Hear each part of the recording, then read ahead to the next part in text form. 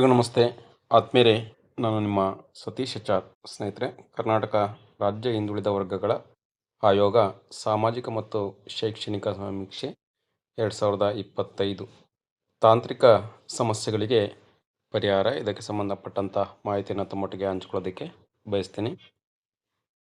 ಯಾರೆಲ್ಲ ಇದೇ ಮೊದಲ ಬಾರಿಗೆ ಸೃಷ್ಟಿ ಸಿಂಚನ ಯೂಟ್ಯೂಬ್ ಚಾನಲನ್ನು ವೀಕ್ಷಣೆಯನ್ನು ಮಾಡ್ತಾಯಿದ್ದೀರಾ, ಸಬ್ಸ್ಕ್ರೈಬ್ ಆಗಿ ಇದೇ ರೀತಿಯ ಸಾಕಷ್ಟು ವಿಡಿಯೋಗಳನ್ನು ವೀಕ್ಷಿಸಿ ಅಂತೇಳಿ ತಮ್ಮಲ್ಲಿ ಕೇಳ್ಕೊಳ್ತಾ, ಬನ್ನಿ ತಾಂತ್ರಿಕ ಸಮಸ್ಯೆಗಳಿಗೆ ಪರಿಹಾರ.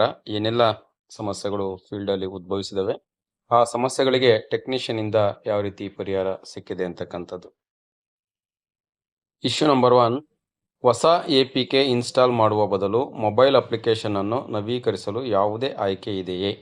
ಸೊಲ್ಯೂಷನ್: ತಮ್ಮ ಮೊಬೈಲ್ ಸಂಖ್ಯೆಗೆ ವಾಟ್ಸಾಪ್ ಮೂಲಕ ಕಳಿಸಿರುವ ಲಿಂಕ್ ಅನ್ನು ಬಳಸಿಕೊಂಡು APKಯನ್ನು ನವೀಕರಿಸಬಹುದು.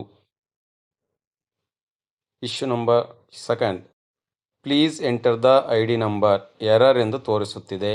ಸೊಲ್ಯೂಷನ್: ದಯವಿಟ್ಟು ತಮ್ಮ ಮೊಬೈಲ್ ಡಿಸ್ಪ್ಲೇ ಸೆಟ್ಟಿಂಗ್ನಲ್ಲಿ ಫಾಂಟ್ ಸೈಜನ್ನು ಮಿನಿಮೈಸ್ ಮಾಡಿಕೊಂಡು ರೇಷನ್ ಕಾರ್ಡ್ ID ಅಥವಾ ಆಧಾರ್ ಕಾರ್ಡ್ IDಯನ್ನು ನಮೂದಿಸಿ. ಆಧಾರ್ KYC ಸಂದರ್ಭದಲ್ಲಿ ರಿಕ್ವೆಸ್ಟ್ ಟೈಮ್ಔಟ್ ಎನ್ನುವ ಎರರ್ ತೋರಿಸುತ್ತಿದೆ. ನಿಮ್ಮ ಮೊಬೈಲ್ ನೆಟ್ವರ್ಕ್ ಪ್ರದೇಶದ ಒಳಗೆ ಇದೆ ಎಂದು ಖಾತರಿಪಡಿಸಿಕೊಳ್ಳಿ. KYC ಪ್ರಕ್ರಿಯೆಯನ್ನು ಪೂರ್ಣಗೊಳಿಸಲು 90 ಸೆಕೆಂಡುಗಳ ಒಳಗೆ ಆಧಾರ್ OTPಯನ್ನು ನಮೂದಿಸಬೇಕು.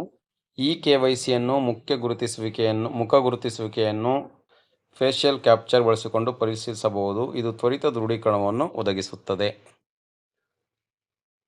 ಲಾಗಿನ್ ಸಮಯದಲ್ಲಿ ರಿಕ್ವೆಸ್ಟ್ ಟೈಮ್ಔಟ್ ಎಂದು ತೋರಿಸುತ್ತದೆ. ಸೊಲ್ಯೂಷನ್: ದಯವಿಟ್ಟು ಕೆಲ ಸಮಯದ ನಂತರ ಪುನಃ ಪ್ರಯತ್ನಿಸಿ. ಆಧಾರ್ ಹೆಸರನ್ನು ನಮೂದಿಸಿದಾಗ the entered name does not match the name retrieved from Aadhaar ಎಂಬ ಎರರ್ ಡಿಸ್ಪ್ಲೇ ಆಗುತ್ತಿದೆ. ಆಧಾರ್ ID ಆಯ್ಕೆಯನ್ನು ಬಳಸಿಕೊಂಡು ಸಮೀಕ್ಷೆಯನ್ನು ಮುಂದುವರಿಸಲು ಬಳಕೆದಾರರು ಮೊದಲು ಆಧಾರ್ ಕಾರ್ಡ್ನಲ್ಲಿ ಕಂಡುಬರುವಂತೆಯೇ ತಮ್ಮ ಹೆಸರನ್ನು ಇಂಗ್ಲಿಷ್ನಲ್ಲಿ ನಮೂದಿಸಬೇಕು. ಡಾಟಾ ಕ್ವಾಲಿಟಿ ಇಶ್ಯೂಸ್ ಎಂಬ ಎರರ್ ತೋರಿಸುತ್ತದೆ. ಕುಟುಂಬ ಡೇಟಾಬೇಸ್ನಿಂದ ಪಡೆದ ವಯಸ್ಸು 100 ಮೀರಿದಾಗ ಸಮೀಕ್ಷಾದಾರರು ವಯಸ್ಸನ್ನು ಸರಿಪಡಿಸಿ ನಂತರ ಸಮೀಕ್ಷೆಯನ್ನು ಮುಂದುವರಿಸಬೇಕಾಗುತ್ತದೆ. The entered name does not sufficiently match Aadhaar, please very and try again ಎಂಬ ಎರರ್ ತೋರಿಸುತ್ತಿದೆ. ದಯವಿಟ್ಟು ಆಧಾರ್ನಲ್ಲಿ ಇರುವಂತೆ ತಮ್ಮ ಹೆಸರನ್ನು ನಮೂದಿಸಿ. ಸಬ್ಮಿಷನ್ ಫೇಲ್ಡ್ ಎಂಬ ಎರರ್ ತೋರಿಸುತ್ತಿದೆ. ನಮೂದಿಸಿರುವ RC ಸಂಖ್ಯೆಯನ್ನು ಪುನಃ ಪರಿಶೀಲಿಸಿಕೊಳ್ಳಿ. Connection error could not connect ಎಂಬ ಎರರ್ ತೋರಿಸುತ್ತಿದೆ. ದಯವಿಟ್ಟು ಒಮ್ಮೆ ನಿಮ್ಮ ಮೊಬೈಲ್ ನೆಟ್ವರ್ಕ್ ಕನೆಕ್ಷನ್ ಅನ್ನು ಪರಿಶೀಲಿಸಿ.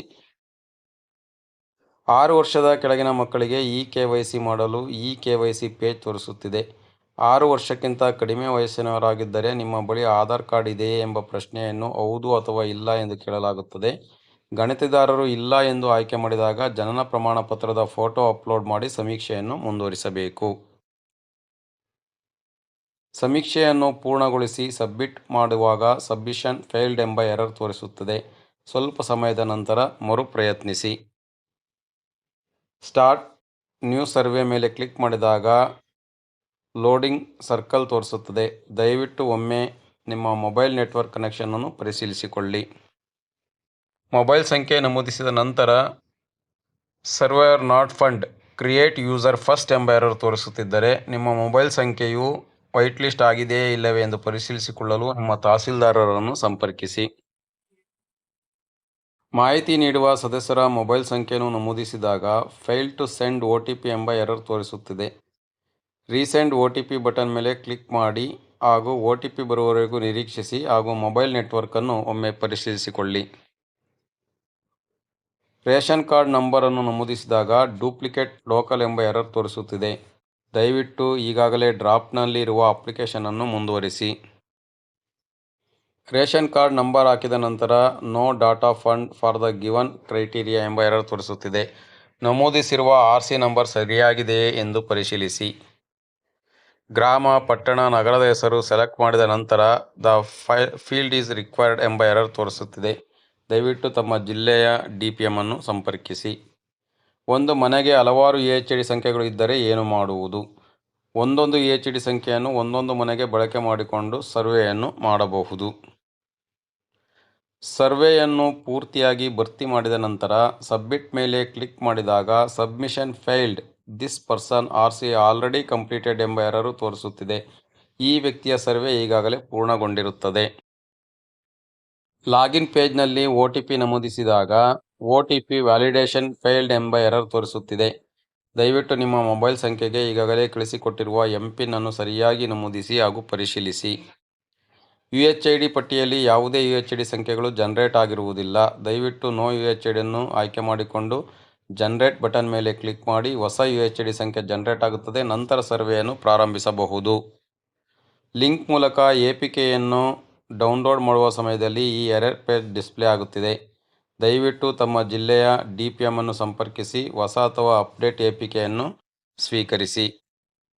Helpline 8050777004, website kscbc.karnataka.governmentin, self declaration website ksbc.selfdeclaration.karnataka.governmentin.